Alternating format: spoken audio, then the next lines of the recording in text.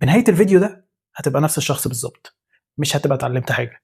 مش هقولك ازاي غيرت حياتي في اسبوع واحد بس، ولا هقولك ازاي تعمل فلوس، بس هحكي لك حكاية وهسألك حصلت معاك قبل كده؟ جربتها؟ الحكاية ان واحد صاحبي سألني زمان ايام الجامعة، هو انت ليه بتفكر في كل كلمة قبل ما تقولها؟ ولما فهمت قصده لقيته يقصد حاجة شبه اللي حصلت في اول الفيديو ده، ان انا ما قدرتش اوعدك بحاجة انا مش واثق فيها. ما اقدرش اقول لك انا غيرت حياتي في اسبوع واحد بس وانا مش مقتنع ان ده ممكن يحصل اصلا. ما اقدرش اقول لك افضل طريقه لعمل الكبده وانا الطريقه الوحيده اللي عرفتها لعمل الكبده كانت في اغنيه العفروت. والمهم واللي عشان بحكي لك الحكايه نفسها وبسالك حصلت معاك قبل كده، اني لما خدت بالي من الصفه دي سالت نفسي هي ابتدت معايا منين، وعملت زوم اوت على حياتي وبدات ابص على مراحل قبل كده، بدات ابص على زمان، على ايام الطفوله، لحد ما عرفت السبب ورا الصفه دي. لما رجعت للطفوله لقيت ان وانا صغير ابويا كان بيسالني بعد الفيلم عن انا فهمت ايه.